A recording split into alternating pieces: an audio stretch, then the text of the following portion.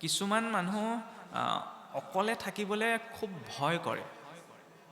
অকলে থাকিবলৈ ভয় কৰে। অকলে থাকিবলৈ ভয় কিয় কৰা যায় জানেনে? অকলে থাকিবলৈ তেওঁ কিবা ভূত প্ৰেত আহিব সেইটো ভাবত ভয় নকৰে। অকলে থাকিলে কি হয়, একমাত্ৰ তেওঁহে তেওঁৰ লগত থাকে, হয়নে? আৰু নিজৰ বাস্তৱিকতাটোৰ সৈতে যেতিয়া মানুহজন সন্মুখীন হয় ন, তেতিয়া তেওঁ পাগলৰ নিচিনা হৈ যায়। নিজৰ বাস্তৱিকতাৰ সৈতে যেতিয়া সন্মুখীন হয়, সেইকাৰণে তেওঁ ভিৰত থাকিব বিচাৰে। ভিৰত থাকিলে কি হয়, নিজৰ বাস্তৱিকতাটোৰ পৰা তেওঁ আঁতৰি ভিৰটো যিটো ফ্ল'ত গৈ আছে ন, সেইটো ফ্ল'তে গৈ থাকে, অনুভৱ নহয়। ভাগৱতৰ মাৰ্গত চাব একান্ত হোৱাৰ কথা কৈছে, যে নিজক সময় দিয়া। আমি নিজক সময় নিদিওঁ, আমি আনক সময় দিওঁতে জীৱনটো গুচি যায়। নিজক বুজাটো, আমিতো লাগি থাকোঁ আনক বুজিবলৈ। আমুকলৈ গৈছিলোঁ গম পালোঁ আমুক কেনেকুৱা, তামুকলৈ গৈছিলোঁ আমুক কেনেকুৱা গম পালোঁ। আৰে নিজে কেনেকুৱা আজিলৈকে সেইটোকে বুজিব পৰা নাই, আকৌ আনক বুজিবলৈ লাগি আছোঁ, হয় নে নহয়? ভাগৱতে নিজক বুজিবলৈ কয়। নিজক নুবুজাকৈ আনক বুজিবলৈ চেষ্টা কৰাটো সময় নষ্টৰ বাহিৰে একো নহয়। এতিয়া মধ্য দশমতে কি প্ৰসংগ চলি আছে আপোনালোকে জানে, যে ৰুক্মিণী হৰণ। বৰ সুন্দৰ প্ৰসংগ। ভগৱন্তৰ লীলাৰ জৰিয়তেও কেনেকুৱাখিনি কথা তাৎপৰ্য প্ৰকাশ কৰিছে, যে জানে, সকলোৱে জানে যে ৰুক্মিণী কাৰ কন্যা আছিল? মহাৰাজ ভীষ্মক, কুণ্ডিল ৰাজ্যৰ ৰজা মহাৰাজ ভীষ্মকৰ। আৰু লীলাৰ মতেতো কোৱা যায় ৰুক্মিণী স্বয়ং লক্ষ্মীৰ অৱতাৰ, নহয়নে? ভীষ্মকৰ ৰাজ্য কি? কুণ্ডিল নগৰী, নহয়নে? এখন কুণ্ডিল নগৰ আপোনাৰ মোৰ ভিতৰতো আছে। আমাৰ এই স্থূল শৰীৰটোৰ ভিতৰত এটা সূক্ষ্ম শৰীৰ আছে বুলি কোৱা যায় নহয়, যাক চাপটেল বডি বুলি কয়।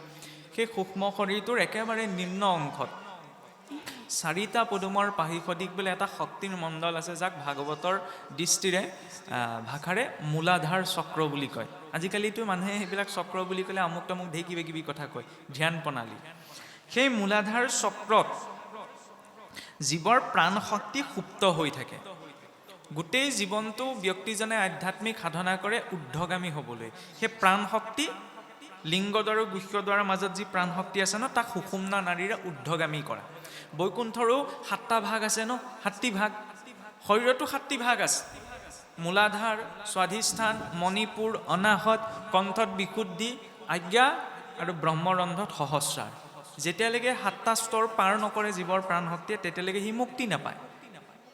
এতিয়া সেই কুণ্ডিল নগৰত সেই প্ৰাণ শক্তিটো যেতিয়া পাক খাই পেলাই বদ্ধ হৈ থাকে ন, তাকে কোৱা হয় কুণ্ডলিনী শক্তি বুলি। যোগ শাস্ত্ৰত তেনেকৈ কোৱা যায়। আৰু সেয়াই হৈছে কুণ্ডিল নগৰ, যি কুণ্ডিল নগৰত জীৱৰ মূল প্ৰাণ শক্তি বদ্ধ হৈ আছে। আৰু সেয়াই ৰাৱণে সীতাক হৰণ কৰি নি বন্দী কৰি থোৱা তাৎপৰ্য। তাৰ সেই পিতামহ, ক্ষমা কৰিব, ৰজা ভীষ্মকৰ। কুণ্ডিল নগৰ ৰজা কোন? ভীষ্মক, নহয়নে? ভীষ্মক কোন? প্ৰত্যেক জীৱ ভীষ্মক। কেনেকৈ? কাৰণ ভীষ্মকৰ কন্যা কোন? ৰুক্মিণী। ৰুক্মিণীৰ তাৎপৰ্য কি? ৰুক্মিণী কাৰ অংশ অৱতাৰ বুলি দেখুৱাইছে? লক্ষ্মী। ঐশ্বৰ্য কি? শক্তি। প্ৰত্যেক জীৱৰ শৰীৰত অস্তিত্ব তেতিয়ালৈকে সম্ভৱ যেতিয়ালৈকে শৰীৰত শক্তি আছে, নহয়নে? শক্তি অবিহনে জীৱটো বৰ্তি থাকিব নোৱাৰে, নহয়নে? আজি মই কথাও কৈ আছোঁ শক্তিৰ বাবদহে। যেতিয়া সেইবাবে শক্তি আৰু শিৱ অভিন্ন বুলি যে কয়, এনেকুৱা এটা কথা শুনিবলৈ পাইছেনে? কিয়? শিৱ শব্দে জীৱকো বুজায়, যি চৈতন্য পৰম মংগলময়। কিন্তু সেই পৰম মংগলময় চৈতন্য শিৱৰ অস্তিত্ব তেতিয়ালৈকে আছে যেতিয়ালৈকে লগত শক্তি আছে। আৰু সেই শক্তিক পাবলৈ কোনে চেষ্টা কৰিছে? তেওঁৰ ভাতৃ ৰুক্মিণীৰ ভাতৃ কোন? ৰুক্মাংগদ বা ৰুক্মবীৰ, নহয়নে?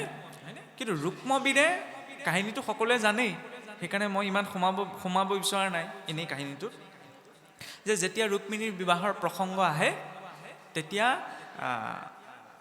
তেওঁৰ পিতৃ ভীষ্মকৰ মনত কৃষ্ণৰ প্ৰতি শ্ৰদ্ধা আছে। আৰু যেতিয়া গম পালে ৰুক্মিণী আইৰ মুখেদি যে তেওঁৰ কৃষ্ণৰ সৈতে বিবাহ হ'বলৈ ইচ্ছা, কিন্তু তেওঁৰ ভাতৃ ককায়েক ৰুক্মবীৰে সেই ক্ষেত্ৰত অসন্মত প্ৰকাশ নকৰিলে। ৰুক্মিণীক কালৈ বিবাহ দিব বিচাৰিছিল? শিশুপাল, নহয়নে? এতিয়া চাওক, প্ৰবৃত্তি দুটা আছে, এটা দৈবিক প্ৰবৃত্তি, এটা আসুৰিক প্ৰবৃত্তি। দৈবিক প্ৰবৃত্তিটো শৰীৰতে জন্ম, সি ঈশ্বৰৰ সৈতে জড়িত হ'ব বিচাৰে, নহয়নে? কিন্তু লগতে আসুৰিক প্ৰবৃত্তিটো আছে, ককাই ভাই। সুৰ আৰু অসুৰসকল ককাই ভাই নহয় জানো? দেৱতা আৰু অসুৰ ককাই ভাই নহয় জানো?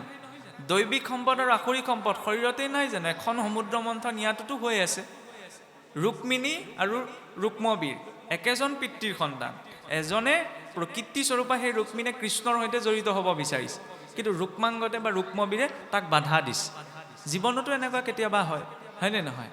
বিচাৰে ঈশ্বৰৰ সৈতে সংযুক্ত হ'ব, কিন্তু কিবা এটাই নিদিয়ে, ইমানখন কিয় কৰিব লাগিছে, হয়নে নহয়? এনেকুৱা এটা পৰিস্থিতি সাপেক্ষে কথাবিলাক ৰজিতা খুৱাই চালে বুজিবলৈ সুবিধা হয়। কাৰণ মানুহে সেইটো কথাতহে ইণ্টাৰেষ্ট দিয়ে যিটো কথাত নিজক বিচাৰি পায়, হয়নে নহয়? মানুহে আপুনি এইটো ভাবে নি যে মানুহে কাৰোবাৰ দুখত দুখী হৈছে, সঁচাকৈ দুখী হৈছে? তেওঁ দুখী নাই হোৱা। তেওঁ দুখত কিয় কান্দিছে? তেওঁৰ দুখটোৰ সৈতে তেওঁ নিজৰ দুখটো অকণমান কিবা এটা সাদৃশ্যতা দেখা পাইছে, সেইকাৰণে তেওঁ কান্দিছে। কোনোবাই হাঁহিছে, কিয় হাঁহিছে? তেওঁৰ সুখটোৰ সৈতে তেওঁ নিজৰ জীৱনতো পোৱা কিবা এটা তেওঁ সম্পৰ্ক সূত্ৰ বিচাৰি পাইছে, সেইকাৰণে তেওঁ সুখী হৈছে। নহ'লে চাওকচোন, কাৰোবাৰ লগত বেয়া ঘটনা এটা ঘটিল, তাকে দেখি কোনোবা দুখিত হৈছে, আকৌ বেয়া ঘটনাটো দেখি কোনোবা সুখীও হয় নহয়। কাৰণ তেওঁ ইণ্টেনশ্যনটো কেনেকুৱা সেইটোৱে মেটাৰ কৰে ন। এতিয়া চাওক, বিবাহৰ প্ৰসংগ চলি থাকোঁতেই যেতিয়া স্বয়ম্বৰৰ আয়োজন হ'ল, স্বয়ম্বৰত ইতিমধ্যেই যদি ভগৱান কৃষ্ণ উপস্থিত যথা সময়ত নহয়গৈ, তেতিয়াতো ৰুক্মিণীৰ বিবাহ শিশুপালৰ সৈতে নিশ্চিত হৈ থাকিব। আৰু তাতে এটা কথা চাওক, এই সংস্কৃতিটোত পিতামহ ভীষ্মক, তেওঁতো কুণ্ডিলৰ ৰজা আছিল। ৰুক্মবীৰে যদিও কৈছিল শিশুপালৰ সৈতেহে ৰুক্মিণীৰ বিবাহ হ'ব, আৰে বাপেকে ধমকি দিব লাগিছিল, হয়নে নহয়? যে তই ক'লেই নহ'ব নহয়, ৰুক্মিণীও বিচাৰিছে কৃষ্ণক, ময়ো বিচাৰিছোঁ কৃষ্ণক, গতিকে ৰুক্মিণীৰ বিবাহ কৃষ্ণৰ সৈতেহে হ'ব। ভীষ্মকে কিয় গালি পাৰিব নোৱাৰিল? জীৱৰ গতিটো তেনেকুৱাই। আমি কোনোবাই যদি মোক কিবা এটা বেয়াকৈ কয়, তেতিয়া বোলে মোৰ ইগত লাগি যায়, ইগত লাগি গ'লে মই ৰিপ্লাই দিম, এই কাক কথা ক'বলৈ আহিছে, এনেকৈ মানুহে কয় নকয়? কিন্তু সেই ইগ'টো বেচলেছ। কিয় বেচলেছ? কাৰণ ৰুক্মবীৰে সদায় বেয়াটোতে প্ৰবৃত্ত কৰাই আছে।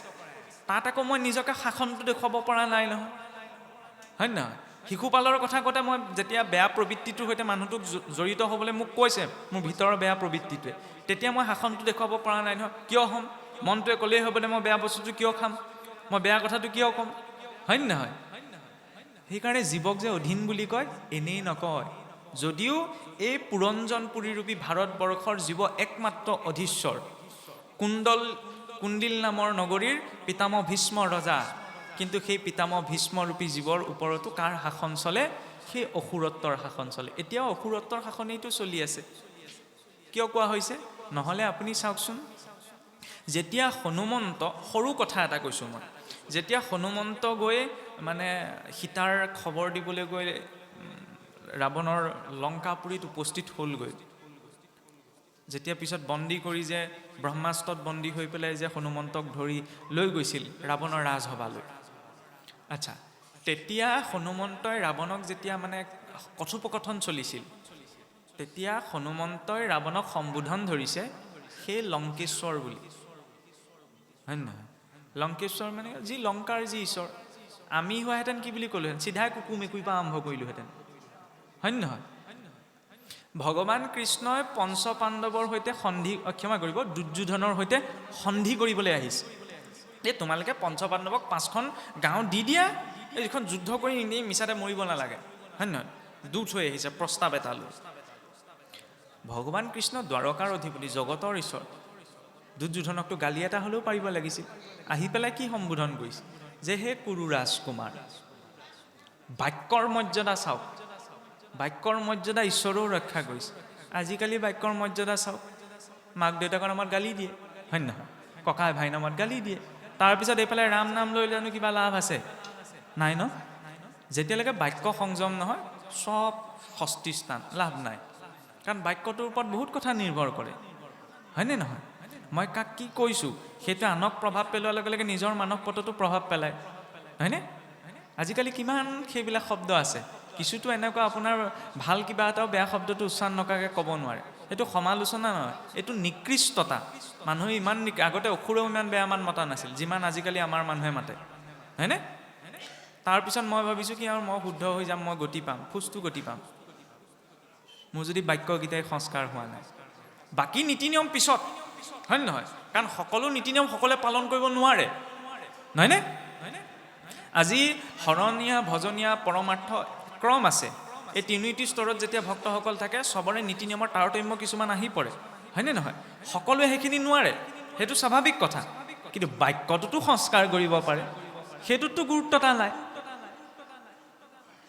আদি এষাৰ বাক্য কৈ দিলে মানুহৰ কেতিয়াবা জীৱন ৰক্ষা পৰি যায়, হয়নে নহয়? কোনোবা দুখত আছে, সান্তনাৰ বাণী এষাৰ দিলে তেওঁ মনত সকাহ অকণমান পায়। ঈশ্বৰে ইমান ডাঙৰ শক্তিশালী বস্তু এটা দিছে, নহয়নে? আমি কাৰোবাক ধন, টকা পইচা, বেলেগ বয় বস্তু দি সহায় কৰিব নোৱাৰিলে বাক্যৰে সহায় কৰিব পৰা যায় ন? তেতিয়াহ'লে বাক্যত শুদ্ধতাটো লাগে, হয়নে? যেতিয়ালৈকে বাক্য শুদ্ধি নহয় তেতিয়ালৈকে নাম শুদ্ধ কেনেকৈ হ'ব? কৃষ্ণ বুলি কৈ দিলে এয়া শুদ্ধ নাম বুলি ভাবে নি আপুনি? নহয়, কৃষ্ণ বুলি ক'লে সেয়া শুদ্ধ নাম হ'ব নোৱাৰে যদিহে তাত শুদ্ধতাটো নাই। নহ'লেতো কৃষ্ণৰ ৰাম হৰি নাৰায়ণ চবে কৈ আছে। অজামিলে এবাৰ কৰি ইমান ভাৱ আহিলে, আমি হাজাৰবাৰ ক'লেও ভাৱ অহা নাই। শব্দটোতো একেটাই, কিন্তু ইয়াতো কিহৰ কথাহে? লেবেলটো কি, হয় নহয়? কৃষ্ণ বুলি কওঁতে ভাৱটো তেতিয়া আহিব যেতিয়া শুদ্ধটো, বাক্যত শুদ্ধতাটো থাকিব। মই যদি খাওঁতে উঠোতে বহুতে অকল বেয়া মাতটোকে মাতি থাকোঁ আৰু কিটো থাকিলে, নহয়নে? সেইকাৰণে মৰ্যাদা সাপেক্ষে আন একো নহ'লেও অন্ততঃ জীৱনত এটা প্ৰতিজ্ঞা লাগে। ঈশ্বৰে মুখখন দিছে, আজিৰ পৰা যাতে মই জীৱনত আৰু কোনো ধৰণৰ অশ্লীল বাক্য ব্যৱহাৰ নকৰোঁ, সেইকণটো ঈশ্বৰক দিব পাৰোঁ। ঈশ্বৰ, আমি চাকি গছ জ্বলাওঁ, ধূপ গছ জ্বলাওঁ, ভাবেনি এইবিলাক ঈশ্বৰৰ কাৰণে কৰা হৈছে বুলি? কাৰ কাৰণে কৰা হৈছে? এই যে ভাগৱতৰ বেদী সজোৱা হৈছে, চাকি জ্বলোৱা হৈছে, নামঘৰত ভাগৱত পাঠ পতা হৈছে, নামঘৰ বনোৱা গৈছে, আমি সেইটোৱে ডাঙৰ ভ্ৰম পালি থাকোঁ।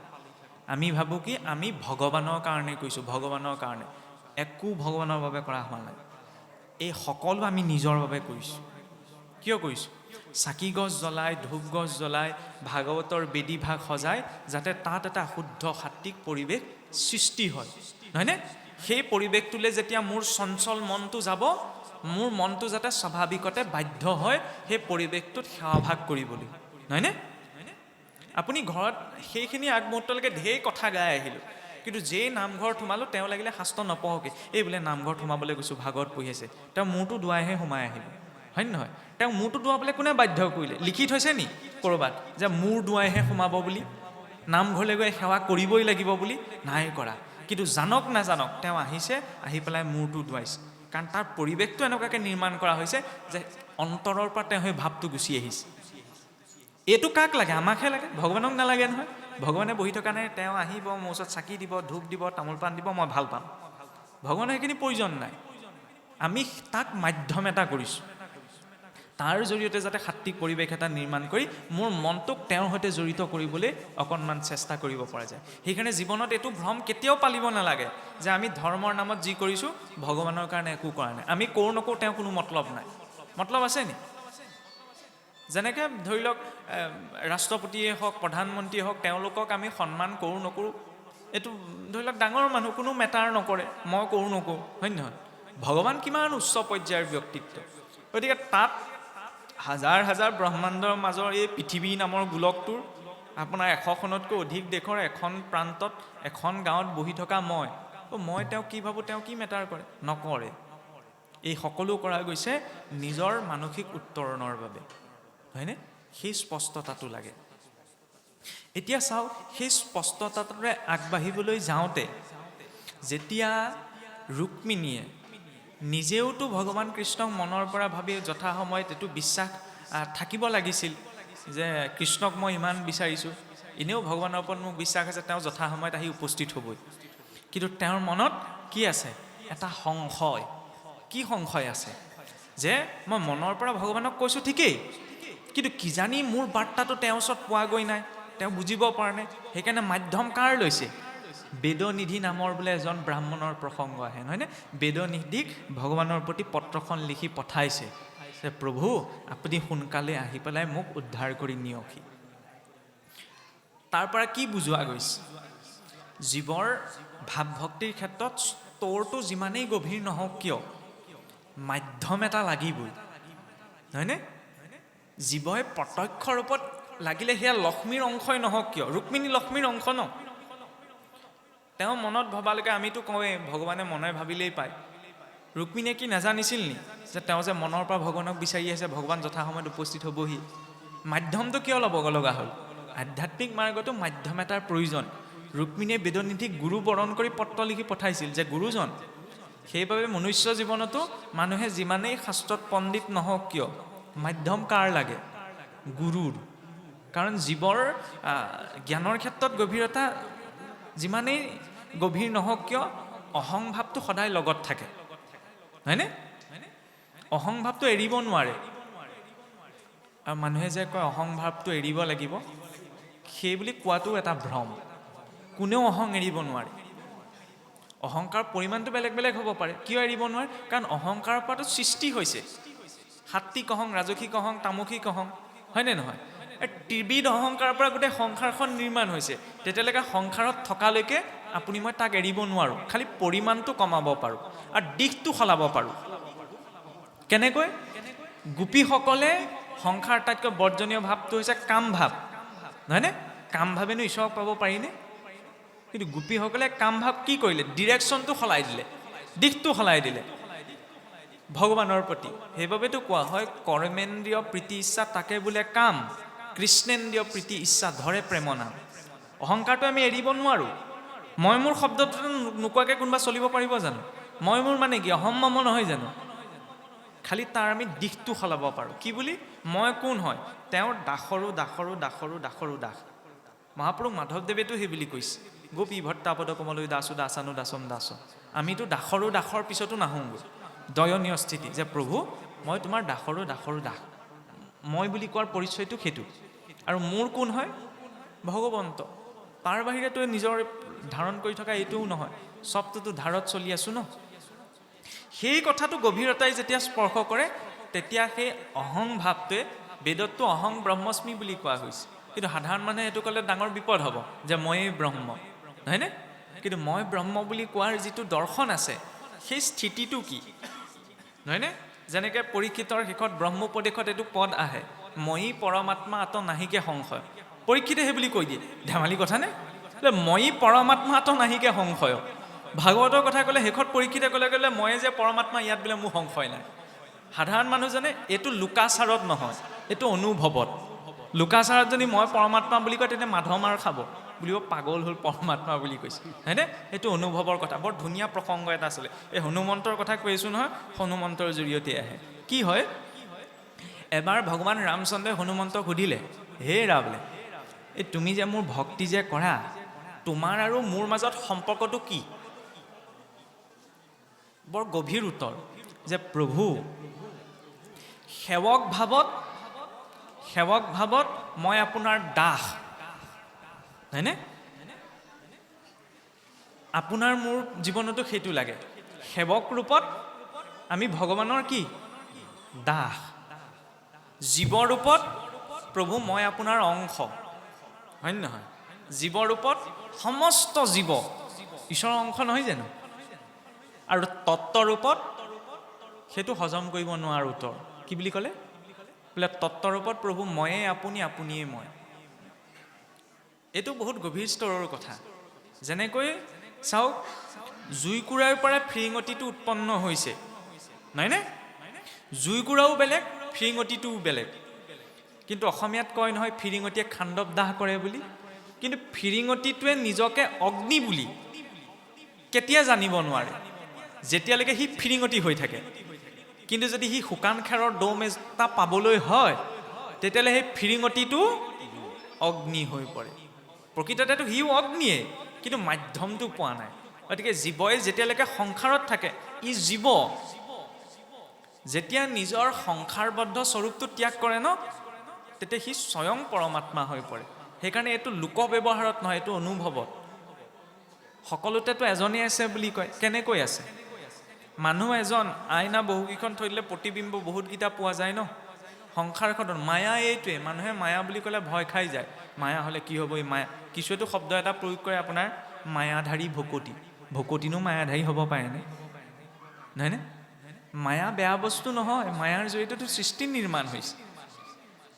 মায়াৰ দুটা শক্তি আছে, এটা হৈছে আক্ষেপ, এটা হৈছে আৱৰণ।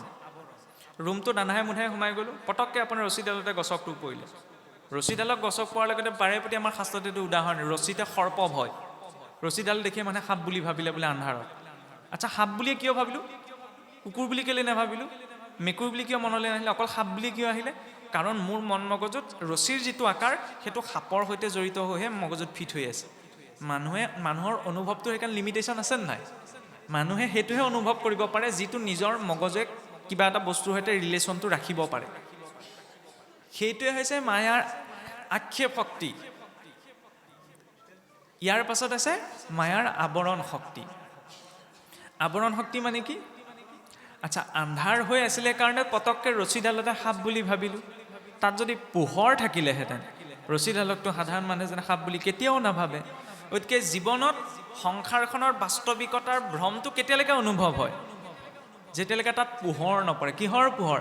আধ্যাত্মিকতাৰ পোহৰ। আধ্যাত্মিকতাৰ পোহৰ যেতিয়া পৰে তেতিয়া গম পোৱা যায় যিটোক ধাৰণ কৰি আছোঁ এইটো কামেই নাইচোন, এইটো মাটিৰ পৰা আহিছে, মাটিত মিলি যাব। 1 ছেকেণ্ডত যদি 1000জন মানুহ জন্ম হয় পৃথিৱীত, ধৰি লওক এটা ছেকেণ্ডত 1000জন মানুহ জন্ম হ'ল। আচ্ছা, পৃথিৱীৰ ওজন বাঢ়িব নে কমিব বাৰু? বাঢ়ি যাব ন? আৰু সেই একেটা ছেকেণ্ডতে যদি 1000জন মানুহ মৰি থাকে, পৃথিৱীৰ ওজন বাঢ়িব নে কমিব? কমি দে, এই সাধাৰণ স্তৰত কমি যাব। কিন্তু প্ৰকৃততে কি, 1 ছেকেণ্ডত যদি পৃথিৱীত 1 লাখ মানুহো জন্ম হয়, পৃথিৱীৰ ওজন না বাঢ়ে আৰু 1 লাখ মানুহ মৰি গ'লেও নকমে। কিয় বোলে? এইটো ক'ৰ পৰা আহিছেনো? এই সৃষ্টিখনত আমি যিমানবিলাক পদাৰ্থ দেখিছোঁ চব মাটিৰ পৰা আহিছে। আৰু গৈ থৈ ক'ত মিলিবগৈ? মাটিতে মিলিবগৈ, নহয়নে? যাত্ৰাটো গতিকে এই শৰীৰটোৰ যাত্ৰা মাটিৰ পৰা মাটিলৈ, তাৰ মাজত আমি উথল পুথল কৰি থাকে। খালি তাৰ মাজত নিজৰ উদ্দেশ্যটো জানিব পৰাটো আচল কথা। একৰ লগত এক যেতিয়া সংযোগ হয়, একে একে কি হয়? এতিয়া আপুনি ভাবিব পাৰি ভাগৱতৰ কথা ক'বলৈ গৈ ক'ত নেওতাৰ কথা আনিছে। জীৱনতো নেওতা এখন আছে, হয়নে? একৰ লগত যেতিয়া এক মিলে তেতিয়াহ'লে কি হয়? একে একে 2 হয়। সেইটো কিহৰ সিদ্ধান্ত? সেইটো গণিতৰ সিদ্ধান্ত, নহয়নে? একে একে মিলি বিবাহ হয়, হয় নহয়? এজন এঘৰৰ আনজন এঘৰৰ, এই এক এক মিলিলত কি হ'ল? তাত আমি 2 হ'ল বুলি কোৱা নাই, বিবাহ হ'ল বুলি কৈছোঁ। সেইটো সমাজৰ সিদ্ধান্ত, হয় নহয়? আৰু একৰ লগত এক মিলি একেই হৈ থাকে, সেইটো ভাগৱতৰ সিদ্ধান্ত। কেনেকৈ? জীৱাত্মাৰ লগত পৰমাত্মা মিলিলে তাত 2টা নাই, এটাই হৈ থাকে। কাৰণ একো ব্ৰহ্ম দ্বিতীয় নাস্তি, সম্পূৰ্ণ অস্তিত্বত এজনেই আছে। দেশবিলাক বেলেগ বেলেগ, নহয়নে? ভাৱৰীয়া বেছি নাই। সেইকাৰণে নিজেই কৃষ্ণও হ'ব লগা হৈছে, নিজেই শিশুপালো হ'ব লগা হৈছে, নহয়নে? নিজেই ভীষ্মকো হ'ব লগা হৈছে, নিজেই সূত্ৰধাৰো হ'ব লগা হৈছে। ডাবুল মিনিঙত কথাটো কৈছোঁ, বুজিব পাৰিছেনে? জীৱনতো এখন ভাওনা চলি আছে। কোনোবাখিনিত আপুনি জীৱনৰ সূত্ৰধাৰ হ'ব লাগিব, হয়নে নহয়? কোনোবাখিনিত মানুহ কৃষ্ণও হ'বলগীয়া হয়, কোনোবাখিনিত আকৌ শিশুপালো হ'বলগীয়া হয়। কিন্তু কোনটো চৰিত্ৰ নিজৰ বাবে বেছি প্ৰয়োজনীয় সেইটো নিজেই বিচাৰ কৰি ল'লেই হ'ল। এতিয়া শিশুপাল বুলি জীৱৰ সেইটো স্থিতিক কোৱা হয়, যিটো স্থিতিত জীৱৰ নিজৰ জন্ম, কাৰণ শিশুপালৰো ভিতৰত এটি ঈশ্বৰৰ অংশ আছে, সেইটো সকলোৱে জানে, নহয়নে? কিন্তু ঈশ্বৰৰ অংশ আছে ঠিকেই। যেনেদৰে আমি কওঁ যে ভালটো ঈশ্বৰৰ পৰা সৃষ্টি হৈছে, যেতিয়া বেয়াটো ঈশ্বৰৰ পৰা সৃষ্টি হৈছে, নহয়নে? মানে যেতিয়া দয়া, ক্ষমা, সংযম, নীতি, সদাচাৰ এইবিলাক ঈশ্বৰৰ পৰা আহিছে, তেতিয়াহ'লে তাৰ বিপৰীতখিনিও ঈশ্বৰৰ পৰা আহিছে, হয় নহয়? শুনিবলৈ অকণমান তথাকথিত ধাৰণাৰ বিপৰীতে কথাখিনি। কাম, ক্ৰোধ, লোভ, মোহ, জীৱ এইখিনি নিজৰ লগত লৈ আহে ঈশ্বৰৰ সৃষ্টিৰে অংশ, নহয় জানো? কিন্তু তাক ক'ত লগাইছে? শিশুপাল চেতনাৰ সেইটো স্তৰ, তাৰ জন্ম ঈশ্বৰৰ অংশৰ পৰাই হৈছে। কিন্তু সি নিজৰ স্থানক লৈ, নিজৰ পদক লৈ ইমান অভিমানী যে সন্মুখত ঈশ্বৰক দেখিও, নিজৰ ভিতৰতে ঈশ্বৰৰ অংশ থকা কথাটো গম পায়ো সি নিজৰ শৰীৰটোৰ মৰ্যাদা স্থাপন কৰিবলৈ সদায় চেষ্টা কৰি থাকে। তেনেকুৱাওতো জীৱ আছে ন, জানে যে সকলো ঈশ্বৰেই বনাইছে, নহয়নে? আৰু এইটোও জানে যে ময়ো ঈশ্বৰে দি আছে কাৰণে উশাহ লৈ জীয়াই থাকিব বিচাৰিছোঁ, কিন্তু ঈশ্বৰ পিছত বেকেটৰ ভিতৰত, তাৰপিছত মই, নহয়নে? মইটোতো ইমান আগ হৈ থাকে, চিঠিখনৰ নামটোত নাথাকিলেও অকণমান বিপদ হৈ যায়। চিঠিখনত বুলিব মোৰ নামটো নাই দিয়া নহয়, যাওঁ জানো, হয় নহয়? এনেকুৱা কেতিয়াবা হৈ যায়, হয় নহয়? ক'ৰবাত আপোনাৰ নামঘৰে চামঘৰে চাবচোন, আমাৰ মানুহ নিজৰ নামটোক লৈ ইমান চিন্তিত ন, গামলা এটা দিলে তাতো নামটো লিখি দিয়ে, হয় নহয়? সেইটো মই সমালোচনা কৰিবলৈ যোৱা নাই, কিন্তু ভগৱানৰ ক্ষেত্ৰত কিবা এটা দিলে অকণমান নিস্বাৰ্থভাৱত দিব পাৰিলে ভাল, নহয় জানো? নহ'লে শিৱসাগৰখনলৈকে চাওকচোন, ঐ আপোনাৰ শিৱদৌল, দেৱীদৌল, বিষ্ণুদৌল, ৰংঘৰ, কাৰেংঘৰ, তলাতল ঘৰ ইত্যাদি ইত্যাদি। ভাৰতবৰ্ষখনলৈ চালেতো আমি আঙুলি মূৰত গণি শেষ কৰিব নোৱাৰোঁ, ইমান ডাঙৰ ডাঙৰ মঠ মন্দিৰ ইত্যাদি ইত্যাদি প্ৰাসাদবিলাক বনালে। কোনোবা এজন ৰজাই মই বনাইছোঁ বুলি নামটো লিখি থৈ যোৱা দেখিলেনে? তেওঁলোকে কি লিখিব নোৱাৰিলেহেঁতেন? আমিনো কি কৰিছোঁ? একোৱেতো কৰা নাই। আমি ভাবোঁ এই নহয় মানুহে জানিব লাগে, মানুহে জনাত গুৰুত্ব এটা দিব নালাগে। মানুহে কিমান দিনলৈকে জানিব? জানি পেলাই মানুহে কি কৰিব? আৰে মানুহে মৃত্যুৰ পাছত নিজৰ পিতৃ মাতৃক পাহৰি থাকে নে নাথাকে? খুব বেছি এবছৰ দুবছৰলৈ মনত থাকিব, তাৰপিছততো কেতিয়া আপোনাৰ মৰিছিলে তিথিকে পাহৰে মানুহে, হয় নে নহয়? সময় নোলায়, ককা আইতাকক পাহৰি যায়, পিতৃ পিতামহ কেৱল আশীৰ্বাদটোতহে থাকেগৈ, হয় নে নহয়? পিতৃ পিতামহ পৰ পিতামহ সেইকেইটা আশীৰ্বাদতহে থাকেগৈ। তেতিয়াহ'লে আপুনি কেনেকৈ এইটো আশা কৰিব পাৰে? আৰে মই মোৰ ককা আইতা পিতৃ মাতৃকে এটা সময়ত পাহৰি যাবলগীয়া স্থিতি হয়গৈ, আকৌ মই ভাবি আছোঁ কি মই গামলাটো দিছোঁ কাৰণে আপুনি মোৰ মনত থাকিব, সেইটোৰ পৰা মোৰ পুণ্য হ'ব। নামটো লিখি দিলে কি হয়? মোৰ হৈ থাকে, হয় নহয়? বেলেগ অনুষ্ঠানত কি দিছে সেইটো ক'বলৈ যোৱা নাই, কিন্তু পৰাপক্ষত কোনোবাই যদি দিছে নিজৰ নামটো নালাগে, তেওঁ জনাটো প্ৰয়োজন। তেওঁ জানিলে জগতে জানিব, আৰু ইয়াত বোলে জগতে জানিলে কিন্তু তেওঁ নাজানিলে, তেতিয়াহ'লে লাভ নাই, হয় নহয়? আৰু চাবলৈ গ'লে আমি সংসাৰক দিছোঁনো কিটো?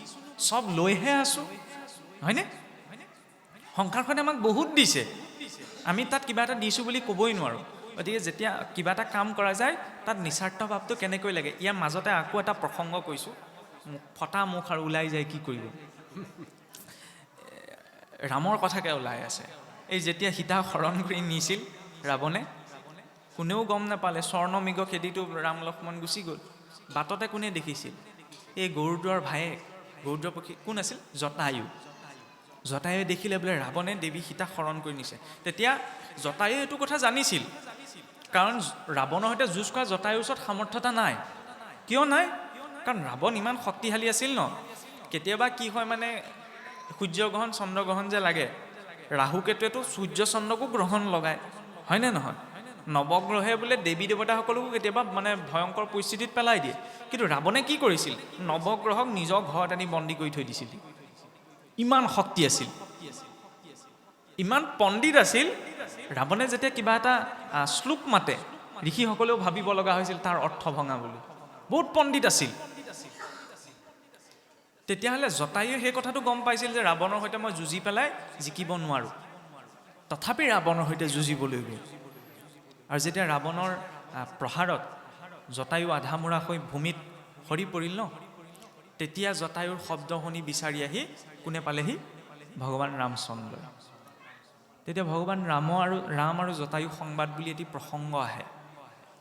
তেতিয়া ভগৱান ৰামে জটায়ুক সুধিছিল যে তুমিতো গম পোৱা যে সেই দুষ্ট ৰাৱণৰ সৈতে তুমি যুঁজিব নোৱাৰা, তুমি মোক গৈ খবৰটো কিয় নিদিলাগৈ? মই আহি যুঁজিলোহেঁতেন, কিন্তু তুমি কিয় যুঁজিলা? তেতিয়া তাৰ উত্তৰত ভক্তৰ দৃষ্টিটো সেইকাৰণে সুকীয়া। জটায়ুৱে বৰ সুন্দৰ কথা এটা কৈছিল যে প্ৰভু, মই যদি আপোনাক বিচাৰি গ'লোহেঁতেন, তেতিয়া জগতৰ লোকে ভৱিষ্যতে যেতিয়া এই কাহিনী শুনিলেহেঁতেন, তেতিয়া জগতৰ লোকে কি ভাবিলেহেঁতেন? যে ভক্তইহে বহু কষ্ট কৰি ভগৱানক বিচাৰি যাব লাগে। কিন্তু আজি চোৱা, মই তোমাক বিচাৰি যোৱা নাই, তুমি মোক বিচাৰি আহিছা। জেঠীটোৱেও কৈছে দেই, ধন্যবাদ, নহয়নে? তুমি মোক বিচাৰি আহিছা। আৰু আগচোৱা তুমি কৃপা কৰা নকৰা, এতিয়া মানুহৰ লজিকটো তাতে জাগিব, যুক্তিটো। এইবিলাক আৱেগিক কথা হ'লেওতো জটায়ু মৰিলে ন, তাতো উত্তৰ দিছে। চাওক, ভগৱান ৰামৰ পিতৃ কোন আছিল? দশৰথ, হয়নে? যিজন দশৰথৰ যেতিয়া শ্ৰীৰাম জগতলৈ আহিছে, সেইজন দশৰথৰ অন্তিম সংস্কাৰৰ সময়ত শ্ৰীৰাম উপস্থিত থাকিবনে নাথাকে সেইটোত গাৰেণ্টি নাই, কিন্তু জটায়ুৰ অন্তিম সংস্কাৰত শ্ৰীৰাম নিজেই উপস্থিত আছে, নহয়নে? সীতাক উদ্ধাৰ কৰিবলৈ ৰামচন্দ্ৰ যাবনে নাযাব তাতো শংকা থাকিব পাৰে, নহয়নে? আন্তৰিকভাৱে কোৱা গৈছে। কিন্তু জটায়ুক বিচাৰি জটায়ুৰ শব্দ শুনি শ্ৰীৰাম নিজেই গৈছে, হয়নে? তাৰ পৰা কি কোৱা গৈছে? যেতিয়া ব্যক্তি এজনে সৎকৰ্ম এটাত নিষ্ঠা সহকাৰে সেৱা প্ৰদান কৰে, তাত লাগিলে ব্যক্তিজনৰ মৃত্যুৱে হৈ নাযাওক কিয়, দশৰথৰ অন্তিম সংস্কাৰ ভগৱানে কৰে নকৰে পিছ কথা, কিন্তু সেইজন ভক্তৰ অন্তিম সংস্কাৰ সময়ত শ্ৰীৰাম উপস্থিত থাকিব, ভগৱান উপস্থিত থাকিবই, কিবা এটা নহয় কিবা এটাৰ ৰূপত। কম ডাঙৰ কথা নে? সেইকাৰণে জটায়ুৱেতো যুঁজিলেগৈ, যুঁজি প্ৰাণ ত্যাগ কৰিলে, আমিনো কি কৰিছোঁ? সেইকাৰণে কিবা এটা কাম কৰোঁতে সেই তাত সেৱা মনোভাৱটো লাগে, নহয়নে? মই কোৱা কথাটো সেৱা নহয়। কিয় সেৱা নহয়? কাৰণ মোক নিমন্ত্ৰণ দিছে, মই আহিছোঁ, মই কথা কৈছোঁ, সময়ত গুচি যাম। আচল সেৱা কোনটো? এই ভাগৱত পাঠৰ আৰম্ভণিৰ দিনা চাবচোন, এই ৰাইজ 9টা বজাত গোট খাবই বুলি লৰালৰিকৈ দুজনমান আহি নামঘৰ ভাগ চফা কৰিছেহি, হৰি মন্দিৰ মাৰ্জন কৰিছেহি, নহয়নে? আমিতো ইয়াত যথা সময়ত এতিয়া কিমান সময়লৈকে থাকিব? 10টা, অতি বেছি 11টা, তাৰপিছততো খাই বৈ ঘূৰাই ঘূৰি গুচি যাব। কিন্তু এই চাকি গছৰ তেল দিয়া, হলিতা দিয়া চাবলৈ যিজন থাকিব বা থাকে, মইতো কোৱা নাই সকলো থাকিব নোৱাৰে, কিন্তু কেতিয়াবা তেওঁলোক মানে উপেক্ষিত হৈ যায়। কেতিয়াবা পাঠকীসকলো উপেক্ষিত হ'বলগীয়া হয়। অখণ্ড পাঠ পাতিলে সেইকাৰণে মানে আমাৰ পাঠকীসকলৰ মাজত অকণমান সমস্যা এটাও হয়। কিয়? ৰাতিটো খোৱা বোৱাৰ পিছত মানুহ নাথাকে, খুটাকেইটালে চাই পাঠ কৰি থাকিব লাগে। আগতেতো নিয়ম আছিল শ্ৰৱণী ৰাখে, কিন্তু আজিকালি সকলোৰে ক্ষেত্ৰত সেইটো সম্ভৱ নহয়গৈ। আচল সেৱা কোনটো? মই এইটো ক'ব বিচাৰিছোঁ, যেতিয়া কায়িকভাৱে কিবা এটা কৰা যায়, নহয়নে? মই আজি বোলে মৰিজাজি যোৰহাটৰ পৰা আহিছোঁ, এয়া শিৱসাগৰ নামঘৰহে, কিন্তু এইডোখৰতে বোলে কলৰ বাকলি এটা পৰি আছে, মই এইটো ভাবিলে নহ'ব, এয়া লোকৰ ৰাইজৰ বেলেগ এখন গাঁৱৰ, গতিকে ৰাইজে কৰিব কি কৰে। মোৰ আগত যদি নামঘৰ সন্মুখত মই কলৰ বাকলিটো পাইছোঁ, মই নিজেই তুলি তাক পেলাব লাগিব, কাৰণ এইখন হৰি ক্ষেত্ৰ ন। সেইটো হৈছে নিস্বাৰ্থ সেৱা। সৰু উদাহৰণ এটা দিছোঁ। কিন্তু আমি ভাবি থাকোঁ কি, কৰিব, কমিটিয়ে কৰিব, ভকতে কৰিব, নামঘৰীয়াই কৰিব, পাঠেকীয়ে কৰিব, নামতীয়ে কৰিব, সেইখন কৰি থাকোঁতে আমাৰ একোৱেই নহয়, হয়নে? বেলেগ অনুষ্ঠানৰ কথা বেলেগ, কোনোবাই ক'ৰবাত বিয়া এখন পাতিছে, ব্যক্তিগত সকাম এটা পাতিছে, সেইটো ব্যক্তিগত, ইয়াত ব্যক্তিগত নহয়, নহয়? ইয়াত সেই সহযোগিতা। কাৰণ চাওক, চাকি গছ জ্বলিবলৈও তাত কেইটামান উপাদান লাগে, তেল লাগিব, মাটি চাকি লাগিব, হয় নহয়? খৰিকাডাল লাগিব, খৰিকাডাল নহ'লেও চাকি গছ সম্পূৰ্ণ নহয়।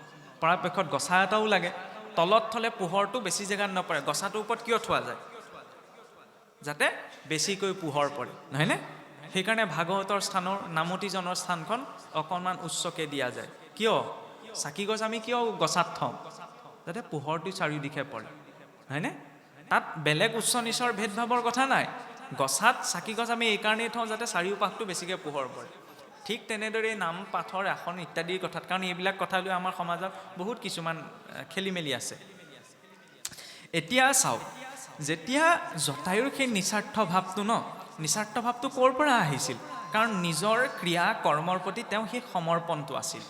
কিন্তু শিশুপাল এনেকুৱা এটা ব্যক্তিত্ব, যি নিজকে ঈশ্বৰৰ অংশভূতা জানিও, কাৰণ শিশুপালটো স্বয়ং বৈকুণ্ঠৰ পাৰিষদৰ অংশ আছিল, নহয় জানো? অভিশাপক্ৰমে তেওঁ সেই কথা পাহৰি আছে, সেইটো কথা বেলেগ। আৰু যেতিয়া মানুহে নিজৰ অহংকাৰক আগত ৰাখি পেলাই কৰ্ম কৰিবলৈ যায়, তেতিয়াহ'লে ঈশ্বৰৰ সম্পত্তিত হাত দিব বিচাৰে। ৰুক্মিণী কাৰ সম্পত্তি আছিল? ঈশ্বৰৰ সম্পত্তি। ৰুক্মিণীয়ে নহয়, এই সংসাৰত যিমানবিলাক নাৰী পুৰুষ আছে চব ঈশ্বৰৰ সম্পত্তি। আমাৰ ইয়াত থকা পুৰুষজনে ভাবি থাকে কি মোৰ বুলি ভ্ৰমত থাকে, আৰু আইগৰাকীও ভ্ৰমত থাকে এইজন মোৰ বুলি, হয় নহয়? চাবলৈ গ'লেতো চব স্ত্ৰী পুৰুষ তেওঁৰেই। শিশুপাল সেইটো ব্যক্তিত্ব, যি ঈশ্বৰৰ প্ৰতি সমৰ্পিত বস্তু এটাৰ ওপৰত নিজৰ অধিকাৰটো ৰোপণ কৰিব বিচাৰে। আমাৰ ভিতৰতো তেনেকুৱা প্ৰবৃত্তি এটা জাগি যায়, হয়নে নহয়? কিবা এটা দিছে ঈশ্বৰলৈ, হয় নহয়? ঈশ্বৰলৈ দিওঁতে আহিছে আপোনাৰ সেইখিনিৰ পৰা আহিছে, উদাহৰণ দিয়েই দিছোঁ আৰু, বোলে দিওঁতে 100 টকা হৈ আহিছে, পাওঁতে পাওঁতে 20 টকা হৈ থাকেহি আমাৰ। কেতিয়াবা এনেকুৱাও হৈ যায়, হয় নহয়? আকৌ কেতিয়াবা কি হয়, মানে নিজলৈ একদম ধুনীয়াতকৈ ধুনীয়া চাদৰ, মানে ভগৱানলৈ আপোনাৰ মুচ তুচ খাই থকা হ'ব, এনেকৈয়ে চলি যাব, ভগৱানক দিবলৈ, হয় নহয়? নিজৰ একদম প্ৰসাদৰ পাত খিলালে ধুনীয়া একদম কল, শৰাইত দিবলৈ হ'লে হ'ব, 7 দিনীয়া ভাগৱত পাত, এনেও প্ৰসাদ খাবলৈ 7 দিন প্ৰসাদ হৈ নাথাকে, হ'ব এই লেলা মেলাকেইটাকে দি দিয়া। এনেকুৱাও কেতিয়াবা হৈ যায়, সকলোৱে নকৰে, কিন্তু কেতিয়াবা হয় তেনেকুৱা এটা ভাৱ, হয়নে? লাগিলে আমি নিদিয়াকৈ থাকিম ন, ঈশ্বৰৰ ক্ষেত্ৰত সেই কপটাটো ৰাখিবা, কাৰণ ঈশ্বৰ ভাৱত তুষ্ট হয়। তেওঁ মনৰ ভাৱটো কি, তেওঁ কিমান জানে কিমান বুজিছে এইটো ডাঙৰ কথা নহয়। ইয়াৰ মাজতো আৰু এটা কাহিনী কৈছোঁ। কাৰণ শুদ্ধ বুদ্ধ প্ৰবুদ্ধ সন্ত মহন্ত সেই সকলো পৃথিৱীতে জন্ম হয়, পষ্টিং ইয়াৰ পৰাহে পায়, হয়নে নহয়? কিছু লোক ওপৰলৈ যাব পাৰে, কিছু লোক তললৈ যাবলগীয়া হয়, কিন্তু গোটেই কৰ্মক্ষেত্ৰখন এই ভূলোক বুলি কোৱা যায়। নাৰদদেৱৰ এবাৰ মন গ'ল, নাৰদদেৱক ক'লে বোলে সেই পৃথিৱীতেতো ইমান সন্ত মহন্ত আছে, মই অকণমান সৎসংগলৈ বুলি যাওঁ, ঋষিসকলৰ সংগলৈ যাওঁ। নাৰদদেৱ আহিলে, ৰাতিপুৱাই নামিছেহি আৰু পৃথিৱীত নামি পেলাই দেখিছে এজনে ধুনীয়াকৈ ৰাতিপুৱাতে গা পা ধুই, ধৰি লওক ভগৱন্তৰ অৰ্চন কৰিবলৈ, সত্য যুগতটো আৰু সম্পূৰ্ণ মন্দিৰৰ ব্যৱস্থা ন, হৰি মন্দিৰত প্ৰৱেশ কৰিবলৈ ব্ৰহ্ম মুহূৰ্ততে উঠি ফুল তুলসী ইত্যাদি চয়ন কৰি আনিছে। দেখি পেলাই মনটো বৰ ভাল লাগিলে। তেওঁ ৰাতিপুৱাই গা পা উঠি ভগৱানৰ অৰ্চনাৰ কাৰণে ফুল তুলসী চয়ন কৰি আহিছে, মনতে ভগৱানৰ নাম লৈও আছে। বোলে সুন্দৰ কথা। তাৰপৰা ঠিক তেনেকৈ দেখিলে সেই মন্দিৰটো অকণমান আগলৈকে এজন মুচি, জোতা যে চিলাই কৰে, তেওঁ ৰাতিপুৱা ধৰি লওক আৰু গা পা ধুই আহি আৰু আহোঁতে একদম আপোন বোলা হৈ ভগৱানৰ নাম গাই আহিছে। আহি পেলাই বৰগছজোপা তলতে বহি আৰু নিজৰ বজাৰখন মেলিছে, জোতা চেণ্ডেলবিলাক উলিয়াই লৈছে আৰু। কিন্তু তেওঁ এফালে জোতা চিলাই আছে, কাৰোবাৰ জোতা পলিচ কৰি আছে, ভগৱানৰ নাম লৈ আছে। নাৰদদেৱৰ ভাল লাগিলে, সেইজনেও নিজৰ কৰ্ম কৰিছে, হয় নহয়? ৰাতিপুৱা শুই উঠি তেওঁ গা পা ধুই ভগৱানৰ নাম লৈ মন্দিৰলৈ গৈছে, এইফালে এওঁতো নিজৰ কৰ্ম কৰিছে। কিন্তু কি হ'ল, মনত অকণমান মানে মনত সংশয় অকণমান আহিলে। কিয়? যদিও ভগৱানৰ নাম য'তে ত'তে ল'ব পাৰি, হ'লেও আৰু আনৰ সেইবিলাক যি টি জেগা গচকি ফুৰা, জোতাযোৰ যেতিয়া চুই পেলাই, জোতাযোৰ পলিচ কৰি পেলাই ভগৱানৰ নাম লৈছে, নাৰদদেৱে ভাবিলে লোকৰ জোতাযোৰ চুই পেলাই ভগৱানৰ নাম ল'ব নালাগিছিল নেকি, মনতে ভাব আহিলে। কিন্তু এইটোও তেওঁ ক'ব নোৱাৰে, কাৰণ তেওঁ ভক্তি নাই কৰা বুলি। ভক্তিটো দুইজনে কৰিছে। এতিয়া বোলে ভাব আহিলে, ভগৱানক বোলে ভক্তিটো দুইজনে কৰিছে, কোনে প্ৰথমতে পাব? ভগৱানৰ বাবে কোনজন উপলব্ধ হ'ব? তেওঁলোককতো সুধিবগৈ নোৱাৰে। চিধাই আকৌ ইউটাৰ্ণ লৈ বৈকুণ্ঠলৈ গুচি গ'ল। এইবিলাক বুজাবলৈ কোৱা কাহিনীহে, বাস্তৱিকতাৰ ক্ষেত্ৰত বিচাৰিবলৈ গ'লে খেলি মেলি হ'ব। ভগৱানৰ ওচৰত উপস্থিত হ'ল, ভগৱানৰ ওচৰত উপস্থিত বোলে বোলে ৰাতিপুৱাই ওলালেহি। বোলে প্ৰভু, মই বোলে মৰ্তলৈ গৈছিলোঁ, মৰ্তত তোমাৰ দুজন ভক্ত লগ পালোঁ, দুইজনৰ বৰ্ণনা কৰিলে আৰু দীঘলীয়া কথোপকথন চলে। কিন্তু প্ৰভু এজনক দেখিলোঁ, পুৱা গা পা ধুই তেওঁ ফুল তুলসী চয়ন কৰি নিছে, হৰি মন্দিৰ মচিছে, তোমাৰ নাম লৈ আছে। আৰু ইজনেও জোতা চিলাই কৰিছে, তোমাৰ নাম লৈ আছে। তোমাৰ প্ৰিয় কোনজন? তোমাক প্ৰথমতে কোনজনে পাব? সেইটো মই জানিব বিচাৰিছোঁ। এতিয়া ভগৱানে ক'লে বোলে সেইটো প্ৰশ্নৰ উত্তৰ মই দিব নোৱাৰোঁ। বোলে তুমি নিদিলে কোনে দিব? তেওঁলোকে নিজেই দিব বোলে। তেওঁলোকেতো ময়ে পাম বুলি ক'ব প্ৰথমতে। মোক যদি সোধে তুমি ভগৱানক প্ৰথমতে, স্বাভাৱিকতে নাৰদদেৱে সুধিলেতো মই সেই বুলিয়ে ক'ম। ইয়াৰ পিছত কি হ'ল, আপোনাৰ নাৰদদেৱ, ভগৱানে ক'লে যেতিয়া আদেশ লৈ পেলাই নাৰদদেৱ ঠিক আছে বোলে, মই তেতিয়াহ'লে তেওঁলোকৰ ওচৰলৈ যাম। ভগৱানে কৈ পঠিয়ালে বোলে, হেৰা বোলে ৰ'বা, তুমি যাবা, তেওঁলোকৰ ওচৰত যেতিয়া তুমি সন্মুখত প্ৰকট হ'বা, আৱিৰ্ভাৱ হ'বা, তোমাক লগ পালেতো মোৰ কথা ওলাবই। মোৰ কথা ওলাওঁতে তুমি তেওঁলোকক এটা কথা ক'বা, বৈকুণ্ঠত ভগৱানে কি কৰি আছে? বৈকুণ্ঠত ভগৱানে বেজীৰ ফুটা এটাই দি হাতী এটা পাৰ কৰি আছে। এইটো বোলে কি কথা হ'ল? ঠিক আছে তুমি কৈছা যেতিয়া শুনিম আৰু। নাৰদদেৱ আহিলে, প্ৰসংগটো দীঘলীয়া, মই চমুৱাইছোঁ আৰু। যেতিয়া আপোনাৰ প্ৰথমতে মন্দিৰতে প্ৰৱেশ কৰিলেহি, প্ৰৱেশ কৰি কথোপকথন চলিল, শ্ৰদ্ধা শুশ্ৰূষা কৰিলে আৰু পিছত যেতিয়া শেষত ভগৱানৰ কথা ওলালেগৈ, নাৰদদেৱে ক'লে বোলে বৈকুণ্ঠত বোলে ভগৱানে কি কৰি আছে? কি ক'বা বোলে, ভগৱন্তই বোলে এই বেজীৰ ফুটা এটাত হাতী এটা পাৰ কৰি আছে। তেখেতে কৈছে আপুনি ভাবি চাওকচোন, ভগৱানে বাৰু বেজী ফুটাটোত হাতীটো কেলৈ পাৰ কৰিব? হয় নহয়? অনন্ত কোটি ব্ৰহ্মাণ্ডৰ অধিকাৰী, কিমান কাম আছে কৰিবলৈ, আৰু যিটো ভাবিবলৈ গ'লে সম্ভৱ নহয়। সম্ভৱ হয় জানো বেজী ফুটাটোতে হাতীটো পাৰ কৰা? হয় নহয় সম্ভৱ? নহয় ন? আপোনালোকৰ সৈতে কথা পাতি আছোঁ, এতিয়া আপোনালোকে কোনো সহযোগিতা কিবা হয় বুলি ক'লে হয়তো ক'ব, তেতিয়াহে ভাল লাগিব, নহয় জানো? নহয় ন?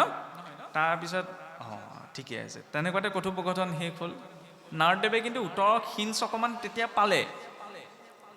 তাৰপিছত ইজনৰ ওচৰলৈ গ'ল, ইজনৰ ওচৰতো কথোপকথন চলি যেতিয়া ভগৱানৰ কথা আহিলে, তেওঁ আগতো ক'লে বৈকুণ্ঠত ভগৱানে কি কৰিছে? এই বেজী ফুটা এটা দিলে হাতী এটা পাৰ কৰিবলৈ লাগি আছে। তেতিয়া ইজনে আকৌ কৈছে যে প্ৰভুৰ কি লীলা, তেওঁ কোনে কি উদ্দেশ্যত কি লীলাকৈ কোনে বুজিব পাৰিব? চাওকচোন, প্ৰভু বোলে বৰগছৰ গুটিটোৰ ভিতৰতে গোটেই গছজোপা সোমোৱাই দিয়া নাই জানো? গতিকে বেজী ফুটাটোৱেতো হাতীটো পাৰ কৰাটো ভগৱানৰ কাৰণে কি টান কাম, হয় নহয়? ভক্ত দুইজনে ঈশ্বৰৰ নাম লৈছে, কিন্তু ভাৱৰ পাৰ্থক্য আছে। কেতিয়াবা মানুহে ভক্তি মাৰ্গত আগবাঢ়িও লজিকটো লগাই দিয়ে। নহয়নে? লজিকত কাম নহয়, ভাৱত হয়। তেওঁ সৰ্বসামৰ্থ্যৱান, ভালতকৈও বহুত ভাল কৰিব পাৰে, কালতকৈও বহুত কাল কৰিব পাৰে, হয়নে? সেইকাৰণে ভগৱানক মানিব লাগে নে জানিব লাগে বাৰু কওকচোন? জানিব লাগিব, জানিব লাগিব ন? আচ্ছা, জানি ল'ব লাগিব। আচ্ছা, এতিয়া মই সৰু উদাহৰণ এটা দিছোঁ দেই। কেঁচুৱা এটা যেতিয়া জন্ম হয়, তাৰ বুদ্ধিটোতো বিকাশ হৈ নাহে, হয়নে নহয়? তাক যেতিয়া মানে প্ৰথম তাৰ মাত ফুটিবলৈ আৰম্ভ কৰে, তাক তেতিয়া মাকে কয় নহয়, মা বুলি মাতা, মা বুলি কোৱা, হয় নহয়? কয় নকয়? দেউতা বুলি কোৱা। আচ্ছা, এই কেঁচুৱাটোৱে মা কি বস্তু তেতিয়া বুজি পায় নে নাপায়? তাক যেতিয়া প্ৰথম শিকোৱা গৈছে যে মা বুলি মাতা, সি মা কি বস্তু তেতিয়া চিনি পায় জানো? নাপায় ন? দেউতা কি বস্তু, হয় নহয়? পায় জানো? নাপায় ন? সি মা বুলি প্ৰথম কি কৰে জানে জানো? নাজানে, মানে, হয়নে? দেউতা বুলি জানে জানো? পিছত অকণমান জনা বুজা হ'লেহে দেউতা কাক কোৱা যায়, মা কাক কোৱা যায়, সেইটো বুজে, হয় নহয়? প্ৰথমতে কি কৰিছে? মানিবলৈ। আমি যেনেকৈ কওঁ, এই মাক দেউতাককে নামানে, মাক দেউতাককে মানে, মানিলেহে বুজিব। মই যদি নামানোৱেই কেনেকৈ বুজিম, হয় নহয়? সমস্যাটো সেইখিনিতে। 80% মানুহ লাগি থাকে ভগৱানক বুজিবলৈ, আৰু সকলোৱে মানে সেই কথাটোৱে ট্ৰেণ্ডত চলি গ'ল নহয়, সকলোৱে সেইটো কথাই বুজে যে ভগৱানক বুজিব লাগে, বুজিব লাগে। আৰু উপনিষদত কোৱা হৈছে ভগৱানক ঋষিসকলৰ ইন্দ্ৰিয়বিলাকে বুজিবলৈ যায় নহয়, পিছত খুন্দা খাই পেলাই ঘূৰি আহিব লগা হয়, ইন্দ্ৰিয়ে বুজিব নোৱাৰে। গীতাত ভগৱান কৃষ্ণই ক'লে, মনুষ্যানাম সহস্ৰেষু কশ্চিৎ য়ততি সিদ্ধেত য়ততামপি সিদ্ধাৎনাম কশ্চিৎ মনাং বিতি তত্ত্বতঃ, যে সহস্ৰজন মনুষ্যৰ ভিতৰত এজন ধাৰ্মিক, তেনেকুৱা 100জন ধাৰ্মিকৰ ভিতৰত এজনে আংশিক ৰূপত মোক অকণমান জানো নাজানো অৱস্থাত জানিব পাৰে। ভগৱানক কোনেও জানিব নোৱাৰে সম্পূৰ্ণ ৰূপত, কাৰণ যদি অংকটো কৰিবলৈ মই সম্পূৰ্ণ ৰূপত জানি গ'লোঁ, তেতিয়াহ'লে মানে সেই অংকটোৰ জ্ঞান মোৰ ছাৰৰ ওচৰতো আছে, মোৰ ওচৰতো আছে, সমান হৈ গ'ল। কিন্তু কেতিয়াও জীৱ ভগৱন্তৰ সমান হ'ব নোৱাৰে। অলপ আগত তেতিয়াহ'লে কিয় জীৱাত্মা আৰু পৰমাত্মাৰ একত্ৰৰ কথা কোৱা গৈছিল? গাখীৰৰ পৰা দৈ হয়, নহয়নে? সেইফালৰ পৰা চাবলৈ গ'লে দৈকণো গাখীৰ, এৱাকণো গাখীৰ, কিন্তু আকৌ দৈ পৰা গাখীৰ নহয়, হয়নে? জীৱাত্মা পৰমাত্মা অভিন্ন, কিন্তু কোনোবাখিনিত ভেদ আছে। জীৱাত্মা আকৌ পুনশ্চ পৰমাত্মা হ'ব নোৱাৰে, পৰমাত্মাৰ পৰাই জীৱাত্মা হৈছে যেতিয়া, নহয়নে? অনুভৱ কৰিবগৈ পাৰে, ফিৰিঙতিটোৱে নিজকে জুইৰ দৰে প্ৰকাশ কৰিব পাৰে, কিন্তু হ'লেও ফিৰিঙতিটো একোৰে জুইৰ পৰাই আহিছে ন, মূল উৎস এটাৰ পৰাই আহিছে, গতিকে সেই ক্ষেত্ৰত ভেদ এটাও থাকেগৈ। এতিয়া চাওক, আচ্ছা, ধৰ্ম মানিব লাগে নে বুজিব লাগে? ধৰ্ম আমি কওঁ ন, হিন্দু ধৰ্ম, বৈষ্ণৱ ধৰ্ম, বোলে মই আমুকটো ধৰ্মহে মানো। আমাৰ মানুহে ভুল কৰে কি, ধৰ্মক মানিবলৈ লাগি যায়। ধৰ্ম মনাৰ বিষয় নহয়, ধৰ্ম পালনৰ বিষয়, হয় নহয়? মই ধৰ্ম যেনিবা বুজিলোঁ, শিকিলোঁ, তাক মই মনে মানি আছোঁ, পালন যদি নকৰোঁ, অনভ্যাসে বিষম শাস্ত্ৰম, যদি শাস্ত্ৰ পঢ়া গৈছে তাক অভ্যাস কৰা নাই, তেতিয়া সিও বিষতুল্য হয়। অভ্যাস নকৰা শাস্ত্ৰও বিষতুল্য হয়, হয়নে? ধৰ্ম পালন কৰাৰ বিষয়, যদি মই তাক পালনেই নকৰোঁ, তেতিয়াহ'লে তাক মানি লাভ নাই। ভগৱানক কি কৰিব লাগে? ভগৱানক মানিব লাগে আৰু ধৰ্মক পালিব লাগে। আমাৰ মানুহে দুইটা বস্তু ওলোটা কৰি থৈ দিয়ে, হয় নহয়? ধৰ্মক মানিবলৈ লাগি যায়, ভগৱানক জানিবলৈ লাগি যায়, সম্ভৱ নহয়। হাই কোৱালিফিকেশ্যন নালাগে, ৱেল কোৱালিফিকেশ্যন। ৰাৱণো বহুত হাই কোৱালিফাইড মানুহ আছিল, কি হ'লগৈ? ৰাম আৰু ৰাৱণৰ মাজত সেইখিনিতে পাৰ্থক্য, কৃষ্ণ আৰু শিশুপালৰ মাজত সেইখিনিতে পাৰ্থক্য। একেটা ৰাশিতেই জন্ম, কৃষ্ণৰ যি পাইছিল জীৱনত, কিনো পালে? সাধাৰণ মানুহ, আৰে যাৰ জন্মৰ আগমুহূৰ্তৰ পৰা তেওঁক মাৰিবলৈ পৰিকল্পনা চলিছে ভগৱান কৃষ্ণ, হয় নহয়? আপুনি মইতো আৰামছে আহিছোঁ, হয়নে? ইমান সংঘৰ্ষপূৰ্ণ জীৱনটো কিয় দেখুৱালে? সেইটো সংসাৰৰ বাস্তৱিকতা। ঈশ্বৰো আহিছে যেতিয়া সংসাৰৰ তাপৰ মাজত সকলো দেখুৱাইছে। কৃষ্ণ ভক্তি কৰিলে বুলি কোনো সংসাৰৰ তাপৰ পৰা মুক্ত হ'ব নোৱাৰে, নহয়নে? কিন্তু কৃষ্ণৰ যি আছিল, প্ৰাপ্ত আছিল, সেয়া পৰ্যাপ্ত আছিল। এইফালে শিশুপাল চাওক, যি প্ৰাপ্ত আছিল, চেদিৰাজ, চেদি ৰাজ্যৰ ৰজা, কিন্তু সেইখিনি পৰ্যাপ্ত নাছিল। ৰাম আৰু ৰাৱণৰ মাজতো সেই একেই। ৰাৱণৰ যি আছিল সেয়া পৰ্যাপ্ত নাছিল, ৰামৰ যি আছিল সেয়া পৰ্যাপ্ত আছিল। লাগিলে ৰাজকুমাৰ হৈ খালী ভৰিৰে বনবাসী নহওক কিয়, নহয়নে? ৰাৱণ বহুত জ্ঞানী আছিল, ৰাৱণৰ জ্ঞানৰ অহংকাৰ আছিল, ৰামৰ জ্ঞানৰ প্ৰতি অহংকাৰ আছিল। চেদিৰাজ শিশুপালৰ পদৰ অহংকাৰ আছিল, নহয়নে? ভগৱান কৃষ্ণৰ পদৰ বা আসনৰ মৰ্যাদাৰ অহংকাৰৰ প্ৰতি জ্ঞান আছিল। সেইকাৰণে যেতিয়া সন্ধি কৰিবলৈ গৈছে, স্বয়ম্বৰলৈ গৈছে, ৰুক্মিণীক শৰণ কৰিবলৈ গৈছে, আমি হোৱাহেঁতেন এস্কৰ্ট লৈ গ'লহেঁতেন, আমাৰ মানুহ যোৱাহেঁতেন, হয় নে নহয়? ভগৱানে এস্কৰ্ট লৈ যোৱা নাই, একদম সাধাৰণ এজন ব্যক্তিৰ ৰূপত নিজৰ সাৰথীক লৈ গৈছে। কিন্তু বহুত ডাঙৰ শিক্ষা। য'ত ক্ষমতা দেখুৱাৰ প্ৰয়োজন, আমাৰ মানুহে তাত কি হয়, নিজৰ বুদ্ধি প্ৰদৰ্শন কৰে, আৰু য'ত বুদ্ধি প্ৰদৰ্শন কৰিব লাগে তাত আমাৰ মানুহে ক্ষমতা প্ৰদৰ্শন কৰে। কৃষ্ণই তাত ক্ষমতা প্ৰদৰ্শন কৰিবলৈ যোৱা নাই, ৰুক্মিণীক হৰণ কৰি দিবলৈ, তাত বুদ্ধি, নহয়নে? কিন্তু আমাৰ ওলোটাটো হয়। সেই ডিফাৰেঞ্চটো জীৱনত লাগে। এতিয়া চাওক, শিশুপালে তেওঁৰ ঈশ্বৰৰ অংশ, কিন্তু নিজৰ স্থানৰ প্ৰতি অভিমানী যেতিয়া হৈ পৰে, তেতিয়া ব্যক্তিজনে আনৰ স্থানকো সন্মান দিবলৈ পাহৰি যায়। সন্মান সেইকাৰণে কাক কৰা যায়? স্থানকহে, ব্যক্তিক নহয়। ব্যক্তি হৈ জীয়াই থাকিব নালাগে, ব্যক্তিত্ব হৈ জীয়াই থাকিব লাগে। কাৰণ ব্যক্তি মৰি যায়, ব্যক্তিত্বহে জীয়াই থাকে, হয় নে নহয়? লাগিলে আৰু সিদ্ধ মহাপুৰুষ হওক, ব্যক্তি এদিন শেষ হ'বই লাগিব। মানুহৰ মাজত ব্যক্তিত্ব জীয়াই থাকে। এতিয়া সন্মানো সেইকাৰণে মানুহে ব্যক্তিত্ব আৰু স্থানৰহে দিয়ে। কিয় কোৱা হৈছে? আজি কৃষ্ণ যদি ভগৱান নহ'লহেঁতেন, কৃষ্ণক সন্মান মানুহে কৰিলেহেঁতেন নে? কথা এটা কৈছোঁ, কৃষ্ণ যদি ভগৱান নহয়। আৰু চমৎকাৰ যেতিয়ালৈকে নেদেখে তেতিয়ালৈকেতো আমাৰ মানুহে ভগৱান সলাই ফুৰে, হয় নে নহয়? আমুকলৈ গৈছিলোঁ, তাতহে বোলে কাম হ'ল, ইয়াত মান্যতা আছে, হয়নে? যাওক, ক'ৰবালৈ গৈ যদি কাৰোবাৰ ইচ্ছা পূৰণ হৈছে, কাৰোবাৰ কল্যাণ হৈছে, তালৈ 100 বাৰ যাওক, তাত কোনো বাধা নাই। কিন্তু এইটো কি কথা হ'ল, মই আমুকত মহিমা আছে বুলি তালৈ মই দহো কাম বাদ দি গৈছোঁ, কিন্তু ঘৰখনত থকা গোঁসাই ঘৰখনত চাকি গছ জ্বলাবলৈ মোৰ সময় নাই, ধূপডাল দিবলৈ সময় নাই। তাতকৈ আৰু কিমান কপট আছে, তাতকৈ আৰু ডাঙৰ কপটতা নাই, হয়নে? সেইজন কি? নাস্তিক। মই ঈশ্বৰক মানো, ঈশ্বৰত বিশ্বাসী, সেইজন আস্তিক নহয় যেতিয়ালৈকে মানিব নোৱাৰে। মই মুখেৰে কৈ আছোঁ ঈশ্বৰ আছে, ঈশ্বৰ আছে, ঈশ্বৰ আছে, মই যদি মানিব পৰা নাই, তেতিয়াহ'লে নাস্তিক কোন? সেইজন যিজনে মুখেৰে কৈছে কিন্তু মানিব পৰা নাই। আৰু যদি মানিব পাৰিলোহেঁতেন, তেতিয়াহ'লে মোক আপুনি আৰু কথা কওক, মোৰ আপোনাৰ কথাৰ ওপৰত বিশ্বাস নাই, তেওঁৰ ওপৰত তেওঁ বিচাৰ চাব, মই আপোনাক উত্তৰ কিয় দিম? আৰে মোৰ হৈ উকিল থৈছোঁ নহয়, মোৰ হৈ উকালতি তেওঁ কৰিব, মই কিয় কৰিবলৈ যাম, হয় নে নহয়? কোৰ্টত কেছ লাগিলে মানুহে উকিল ধৰে ন, এইখন সংসাৰতো কেতিয়াবা কেছ লাগে, গতিকে উকিল একদম সুপ্ৰিম কোৰ্টৰজনক ল'ব লাগে, হয়নে? সেইকণ সুবিধাও দি থৈছে, তেওঁ হৈ কেছ খেলিব, তেওঁ আপোনাৰ মাটি ভেটিটোহে ঠেলিছে, তেওঁ 21 পুৰুষ ঠেলি দিব। খালি নিজৰ ভিতৰত সেইটো শুদ্ধতাটো লাগে, হয়নে? আমাৰ নিজৰ ভিতৰত শুদ্ধতাটো নাথাকে, সেইকাৰণে আমি কনফিউজ, সেইফালে যাওঁ এইফালে যাওঁ। পৰাপক্ষত এই স্থিতিটো পৰা দূৰত্ব থাকিব পাৰিলে ভাল।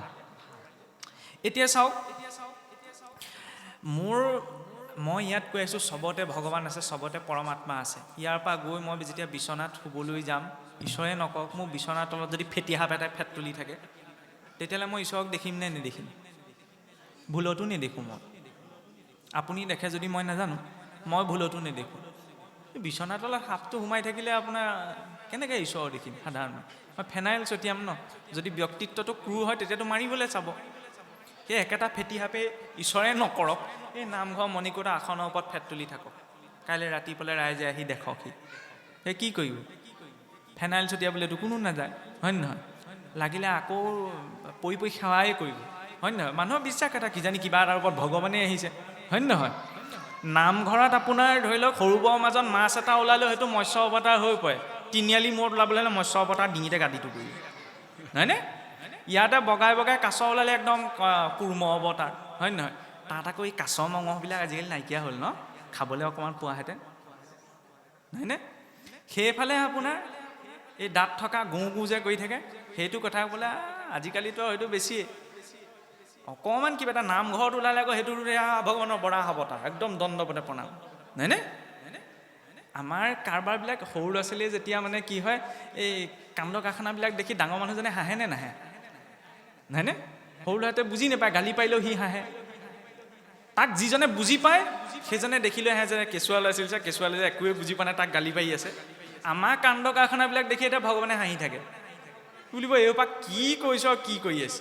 মিচিকে হাঁহিটো যে কৃষ্ণৰ মুখত থাকে সেইকাৰণেই থাকে বোলে। আমাক কৰিবলৈ পঠালে এটা, আমি কৰি থাকোঁ এটা, নহয়নে? আমি সন্মুখত এটা আৰু ভিতৰ ফালে এটা। তেতিয়া ভগৱানে হাঁহে, বেচেৰাই ভাবিছে মই দেখা নাই, কিন্তু বাঘ সিংহকেইটাৰ ভিতৰতো মই সাক্ষী দিয়া নাই। এই মনুষ্য দুঠেঙীয়াটো যে 14টা সাক্ষী দি থৈছোঁ, কেমেৰা যে জেগাই জেগাই লগাইছোঁ, ক'বই নোৱাৰে, হয় নহয়? চকুৱে কি দেখিছে, কাণে কি শুনিছে, নাকে কি গোন্ধ লৈছে, ভৰি দুটাই ক'লৈ গৈছে, চব ৰেকৰ্ড, নহয়নে? ব্ৰহ্মাও হাত সাৰি যাব নোৱাৰে, আমি কেনেকৈ হাত সাৰি যাম? ভাগৱতে সেইকাৰণে ব্যক্তিজনক বহুত ৰেছপনচিবল কৰি তোলে, সচেতন কৰি তোলে।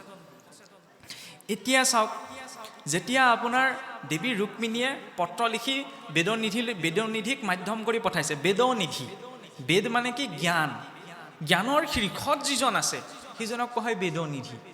কাৰণ ভগৱন্তক জানিবলৈ জ্ঞানৰো প্ৰয়োজন হয়, কিন্তু জ্ঞানত ভক্তিযুক্ত হ'ব লাগে। জ্ঞান আৰু ভক্তিৰ মাজত এটাই পাৰ্থক্য, অলপ আগত যে ওলাইছিল। জ্ঞানত কি কোৱা যায়? প্ৰথমতে মই জানিম দেই, জনাৰ পাছতহে মই মানিম। ভক্তিত কি কোৱা যায়? মই মানিম, মানিলে আপুনি জানিম, নহয়নে? আৰু যেতিয়া মানি পেলাই জনা যাব, জনা মানে জ্ঞান নহয় জানো? ভক্তি মাৰ্গত জ্ঞানক দলিয়াই পেলোৱা নাই, জ্ঞান লাগিব, কিন্তু ভক্তিযুক্ত জ্ঞান, ভক্তিবিহীন জ্ঞান নহয়। ভক্তিযুক্ত জ্ঞানে কি কৰিব? আপোনাৰ খোলটো ডিঙিত লওঁতেও দেৱবাদ্য হয়, নহয়নে? ভক্তিযুক্ত জ্ঞান, তেওঁ খোলটো বজাব জানে, খোলটোৰ নিৰ্ণয় আছে। আৰু ভক্তিবিহীন জ্ঞানে কি কৰিব? মই খোল বনাব জানো, গেলা পানী এসোপা খায়ো ৰগৰ তুলি দিব। এনেকুৱাতো দেখিবলৈ পোৱা যায়। সৰু কথা এটা কৈছোঁ, মই কাকো ইয়াৰ পৰা বদনাম দিব বিচৰা নাই, কিন্তু এনেকুৱা হৈ যায় ন। তেওঁ জানে, খোলটোও জানে, ধৰি লওক কেতিয়াবা ভাগৱত, নাম, নামঘৰ এইবিলাকৰ বিষয়ে চব জানে, কিন্তু সেই নাখাবলগীয়া খাইটোৱে খাই পেলাই আকৌ আহিছে কৰিছে। এনেকুৱাও কেতিয়াবা দেখিবলৈ পোৱা যায়, কাৰণ সেইটো ভুল আমাৰ মাজতহে আছে। আকৌ আপুনি শিৱসাগৰতে বহুত মুছলিম মানুহ আছে নহয়, ঈদৰ দিনা কোনোবা মুছলিম মানুহক মদ খাই ক'ৰবাত পৰি থকা দেখিছে? ক'তো দেখা নাপায়। খ্ৰীষ্টান মানুহো আছে নহয়, বৰদিনৰ দিনা আপোনাক কোনোবা দেখা পাব মদ খাই বোলে ক'ৰবাত হুলস্থুল। মাঘ বিহু উৰুকালে মনত পেলাবচোন আমাৰকেইজনক, হয় নহয়? আনে ধ্বংস কৰা নাই, সমস্যাবিলাক নিজৰ মাজতে হৈ আছে, বুজিছেনে? বিষয়বস্তুটোৰ প্ৰতি শ্ৰদ্ধাটো নিজৰ মানুহৰ মাজত নাইকিয়া হৈ গ'ল। সেইখিনি বোলে ভাগৱতৰ কথা কৈ গৈ আকৌ মাঘ বিহুৰ কথা পালোগৈ, সেইখিনিও আধ্যাত্মিক পৰম্পৰা, হয়নে? যেতিয়া নিজৰ সমাজ সংস্কৃতিৰ প্ৰতি তেওঁৰ দায়িত্ববোধটো থাকিব, তেতিয়া তেওঁ ব্যক্তি হ'ব, আৰু ব্যক্তি হ'লেহে তেওঁ ব্ৰহ্মক পাব, নহয়নে? অংগ, শৰীৰত ঈশ্বৰে বহুতবিলাক অংগ দিছে, অংগক যেতিয়া সংযম কৰিব পৰা যায় ন, তেতিয়াই তেওঁ অংগদ হয়। সেইকাৰণে অংগদকে ৰাৱণৰ ওচৰলৈ দূত কৰি পঠালে। আৰু যেতিয়া ব্যক্তিজন অংগদ হ'ব পাৰে ন, অংগদ হৈ অনংগক পাব পাৰে। অনংগ কোন? অনংগ মোহন যে কয়, ভগৱন্ত নহয় জানো? তিনিটা শব্দতে চব কথা নাইনে? অংগ, অংগক সংযমিত কৰি অংগদ হওক, অংগদৰ জৰিয়তে অনংগক পাওঁ। ইয়াত ভুল চবেই কৰে, ভুল কৰাটো মানুহৰ প্ৰকৃতি, তাক মানি লোৱাটো সংস্কৃতি, আৰু তাক শুধৰাই লোৱাটো মানুহৰ প্ৰগতি, নহয়নে? ভুলটোতো ব্ৰহ্মাদেৱেও কৰিছিল, ডাঙৰ কথা নহয়, কিন্তু তাৰ পৰা শিকাটো আচল কথা। এতিয়া বেদনিধি, ভগৱন্তলৈ পত্ৰখন লিখোঁতে ভ্ৰমত লিখা নাযায়। জীৱই যেতিয়া ভগৱন্তলৈ বাৰ্তা এটা দিয়ে ন, সজ্ঞানে দিয়াটো প্ৰয়োজন। অজ্ঞানতাবশতঃ অজ্ঞানী ব্যক্তি এজনক দি পেলাই তেওঁ পত্ৰ নিলিখে বা বাৰ্তাটো প্ৰেৰণ নকৰে। অজ্ঞানতা কি? যেতিয়া আমি সংসাৰখনৰ নশ্বৰতাৰ কথা জানো, নহয়নে? তেতিয়াহ'লে নশ্বৰ বস্তুটোৰ প্ৰতি কিবা এটা আশা কৰি যেতিয়া ভগৱন্তলৈ পত্ৰখন প্ৰেৰণ কৰা যায় ন, তেতিয়া আমাৰ পত্ৰখন বেদনিধিৰ হাতত নাযায়, অবিধিৰ হাতত যায়। কিন্তু যেতিয়া সংসাৰৰ নশ্বৰতা বুজি ভগৱন্তৰ ওচৰত কিবা এটা প্ৰাৰ্থনা কৰা যায় ন, তেতিয়া সঠিক হাতত যায়, বেদনিধিৰ হাতত। তেতিয়া বাৰ্তাবাহক স্বয়ং বেদে কৰে। বেদ বুলি কেৱল গ্ৰন্থই নহয়, বেদ পুৰুষ বুলি বেদস্তুতিটো আহে ন। যেতিয়া ভক্তজনে নিজৰ অন্তৰৰ পৰা নিজৰ বাস্তৱিকতা বুজি ঈশ্বৰলৈ কিবা এটা ভাৱ প্ৰেৰণ কৰে ন, তেতিয়া বাৰ্তাবাহক তেওঁ নিজেই কৰিব লগা, স্বয়ং বেদৰ শিৰোভাগে সেই বাৰ্তা ভগৱন্তৰ ওচৰলৈ লৈ যায়। আৰু যেতিয়া চাওক, বোলে মই এতিয়া MLA জনকে লগ ডাইৰেক্ট মই ক'বলৈ গ'লে কথাটো ইমান গুৰুত্বতা নিদিব পাৰে, কিন্তু PA জনৰ থ্ৰুৱেদি যেতিয়া যাব তেতিয়া কথাটো গুৰুত্বতা দিয়ে। নাইনে? ভগৱানৰ ওচৰলৈ সেইকাৰণে ৰুক্মিণীয়ে ডাইৰেক্ট নিজৰ অংশভূতাটো দেখুৱাই পেলাই যোৱা নাই, মাধ্যম লৈছে কাৰ? পিয়ে। ভগৱানৰ পিয়ে কোন? জ্ঞান। সেই জ্ঞানত কি? সমৰ্পণ। বেদনিধিয়ে এইটো কোৱা নাই যে মই ইমান চোৱা খোজকাঢ়ি যাম, এইটো বৃদ্ধ বয়সত মোক কিবা এটা দিব লাগিব, হয় নহয়? কোনো বিকল্প দিয়া নাই। জ্ঞানী সেইজনহে যি পৰিণাম নিবিচাৰে। যি পৰিণাম বিচাৰে তেওঁ জ্ঞানী হ'ব নোৱাৰে, হয়নে? পৰিণাম নিবিচৰাকৈ গৈছে, আৰু গৈ পেলাই যেতিয়া সঠিক ব্যক্তিজনৰ পৰা তেওঁ বাৰ্তাটো পাইছে, বাৰ্তাটো পোৱাৰ লগে লগে ভগৱন্ত আহিছে, আহি পেলাই ৰুক্মিণীক উদ্ধাৰ কৰিছে।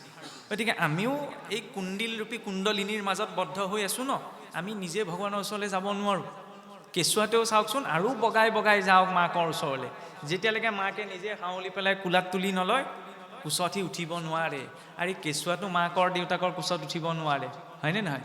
কিন্তু সেইখিনিতো দুটা ভাৱ আছে আকৌ। কেঁচুৱাটোৱে যেতিয়া মানে দেউতাকৰ কোচত লৈ থাকোঁতে দেউতাকৰ কোচতে যদি পাচাব কৰি দিয়ে, সাধাৰণতে দেউতাকে কি ক'ব? হেৰা ক'লৈ গ'লা, ই পাচাব কৰি দিলে, দিবনে? মাকক দি দিব। কিন্তু মাকে লৈ আছে, মাকৰ কোচত থাকোঁতে বোলে পাচাব কৰি দিলে, মাকে ক'ব নি বোলে এইফালে আহকচোন, ইয়াক লগ লগ? নহয়। সেই গুণটো কাৰ? সেই গুণটো হৈছে সন্তৰ। বৰ সুন্দৰ পদ এটা আহে, মই পাহৰিছোঁ ব্ৰজ ভাষাত, এনেকৈ মানে সন্তজনৰ গুণটো কেনেকুৱা যে নিজে অপবিত্ৰ হ'লেও তেওঁ আনৰ অপবিত্ৰতাটো নষ্ট কৰে। মাকে যেনেকৈ ধৰি লওক সন্তানৰ বিশ্বামূত্ৰ প্ৰক্ষালন কৰিবলৈ যাওঁতে তেওঁৰ শৰীৰটোতো বস্ত্ৰ ইত্যাদি অপবিত্ৰ হয়, নহয়নে? কিন্তু নিজৰ সন্তান হয়, সেইবুলি এই মই সেইখিনি চুলে কৰিলে মই অপবিত্ৰ হ'ম বুলি পৰিত্যাগ নকৰে। সন্তজনৰ অৱস্থাও তেনেকুৱা, সন্তজনৰ ভাৱটোও তেনেকুৱা। কেতিয়াবা কি হয়, সন্তজনেও গালি খাবলগীয়া হয়, নহয়নে? ভকতে গালি খাবলগীয়া হয়। কিয়? কিন্তু গালিটো আমি মানুহজনক বিচাৰ নকৰাকৈ দি দিওঁ, কিন্তু কি পৰিস্থিতিত তেওঁ সেইটো আচৰণ কৰিলে সেই কথাটো আমাৰ দৃষ্টিৰ পৰা নাথাকে, সাধাৰণ মানুহ এজনৰ ক্ষেত্ৰতো, হয়নে নহয়? যেনেকৈ কোনো মানুহ ইচ্ছা কৰি নিজে বেয়া নহয়, হয়নে? কিবা এটা তেওঁ কৰ্মফল বা পৰিস্থিতিত পৰি তেওঁ কিবা এটা হৈ গ'ল, তাক আমি বুজিবলৈ, মই যদি নিজকে ভাল বুলি ভাবিছোঁ, অন্তিম মুহূৰ্তলৈকে মোৰ চেষ্টাটো হ'ব লাগে মই যে তেওঁক সঠিকটোলৈ ঘূৰাই আনো। কিন্তু এইটো নহয় লেই চেই কৰি দিয়া, সেইটো বেয়া কথা। বশিষ্ঠই গধূলা সময়ত যেতিয়া গংগাত গা ধুবলৈ গৈছিল, গা ধুবলৈ যাওঁতে কি হ'ল, এই বিষ্ণু এটা নৈত উঠি আহিছিল। উঠি আহোঁতে লাহেকৈ বিষ্ণুটো উঠি অহা দেখিল, বুলিব এইটো পানীত বৈ গ'লেতো মৰি থাকিব, লাহেকৈ পানী একাজলিলৈ পাৰলৈ দলিয়াই দিব, তেনেকৈ খুট মাৰি দিবলৈ পানী পৰি যায়। আকৌ তুলি পেলাই পাৰলৈ দলিয়াই দিবলৈ, খুট মাৰি দিবলৈ পানীত পৰি যায়। এই শিষ্যজনে 2-3 বাৰ দেখাৰ পিছত অস্বস্তি লাগিলে, ক'লে আপুনি কি কাম কৰি আছে, বাৰে বাৰে আপোনাক খুটিব বিচাৰিছে, এই দিয়ক গা ধুৱক আৰু উঠি আহক। বশিষ্ঠই ক'লে চাচোন, সি মৃত্যু মুখত পৰিবলৈ গৈ আছে, অলপ দেৰি পানীত উঠি যোৱাৰ পিছত আৰু এইটো জীয়াই নাথাকে, কিন্তু অন্তিম মুহূৰ্তলৈকে তাৰ স্বভাৱটো চাচোন, আনক খুট মৰা স্বভাৱটো এই মৰা আগমুহূৰ্তলৈকে এৰা নাই। সি যেতিয়া বেয়া স্বভাৱটো এৰা নাই, মই মোৰ স্বভাৱটো কেলৈ এৰি দিম? পুৰুষাৰ্থ সেইখিনিত। এই কাক কথা ক'বলৈ আহিছে, এইটো পুৰুষাৰ্থ নহয়, এইটোতো নপুংসতা। গাধ বুলি ক'লে গাধ হৈ নাযায় নহয়, গাধ বুলি নিজে স্বীকাৰ কৰি ৰিপ্লাইটো দিলেহে গাধ হয়। মই ৰিপ্লাই কেতিয়া দিম? যেতিয়া মই নিজকে গাধ বুলি ভাবিম, হয় নহয়? মই আপোনাকে কাপোৰখন দিব বিচাৰিছোঁ, আপুনি লোৱা নাই, কাপোৰখন কাৰ ওচৰত থাকিলে? মোৰ ওচৰতে থাকিলে। মই আপোনাক ঢেৰ গালি পাৰি আছোঁ, আপুনি গালিবিলাক গ্ৰহণ কৰা নাই, কাৰ ওচৰত থাকিলে? সৰু কথা ন? কিন্তু যেতিয়া গ্ৰহণ কৰা যায়, এই আপুনি মোক এনেকৈ ক'লে, মানে মই স্বীকাৰ কৰিছোঁ নিজকে গৰু, গাধ, কুকুৰ, মেকুৰী ইত্যাদি বুলি, হয় নহয়? আৰু যেতিয়া নিজেই স্বীকাৰ কৰিছোঁ তেতিয়াহ'লে গালি পাৰিবলৈ থাকিল কিটো, হয়নে? সেইকাৰণে শ্ৰৱণৰ যে 3টি পৰ্যায় আছে, এটা হৈছে অধম শ্ৰৱণ, এইফালে শুনিলে এইফালে উলিয়াই দিলে। এটা আপোনাৰ মধ্যম শ্ৰৱণ, শুনিছে, হয়নে? মনত থৈ দিছে কিন্তু নুশুনে, তাক মানে পালন নকৰে। আৰু তৃতীয়তে কি হয়, শুনিছে বুজিছে পালনো কৰিব। কোনটো লাগে এতিয়া? তিনিওটাই লাগে, তিনিটাই লাগে। অধম শ্ৰৱণো লাগে, ক'ৰবালৈ গ'লে বেয়া কথা এটাও কাণত পৰিবহি পাৰে, হয় নহয়? আজিকালিতো অভাৱ নাই, ৰাতিপুৱা শুই উঠাৰ লগে লগেই পৰি যায় কেতিয়াবা। তেতিয়া বেয়া কথাটো যেতিয়া কাণত পৰিব তেতিয়া কি উত্তম শ্ৰৱণ কৰিম নি? নহয় নহয়, এইফালে পৰিলে ইফালে উলিয়াই দিয়ক, হয়নে? দ্বিতীয়তে কেতিয়াবা মধ্যম শ্ৰৱণ, কিছু কথা মানে মানুহৰ পৰা শুনিবহে লাগে, বৰকে আপুনি তাত লজিকটো লগাব নোৱাৰে। ৰাৱণক ৰাম নামৰ মহিমা কৈ লাভ নাই নহয়, ৰাৱণে কাহানিও নুবুজে, সেইকাৰণে কিছুৱে যেতিয়া আপুনি বুজি পায় তেওঁক বুজাই লাভ নাই আৰু তেতিয়া আপুনি বুজি যাব যে তেওঁক বুজাই লাভ নাই, তেওঁ যিটো কৈছে হয় হয় বুলি শলাগ লৈ থৈ দিয়ক, নহয়নে? কাৰণ তেওঁ সিদ্ধান্ত সলনি নহয়, সকলোৱে চেতনাটো একে স্তৰৰ নহয় নহয়, সেইকাৰণে শুনি থৈ দিয়ক, নুশুনি পালন নকৰিব। সকলোৰে শুনিব লাগে, পালন কৰিব নিজৰটোহে লাগে, কাৰণ নিজৰ এটা বিবেক বুদ্ধি ঈশ্বৰে দিছে ন। হৰি কথাৰ ক্ষেত্ৰত তৃতীয়টি শ্ৰৱণ, যে শুনিছেও মনতো ৰাখিছে পালনো কৰিছে। মনৰূপী মথুৰাত যেতিয়ালৈকে হৰি কথা মথন নহয় তেতিয়ালৈকে কৃষ্ণ সূৰ্য উদিত নহয়, কৃষ্ণ সূৰ্য উদিত নহ'লে নাম ধৰ্ম বিদিত নহয়, হয় নে নহয়? আৰু যেতিয়া নাম ধৰ্ম বিদিত হ'ব তেতিয়াহে বদ্ধ জীৱ ঈশ্বৰলৈ পত্ৰ লিখিব পাৰিব, হয় নে নহয়?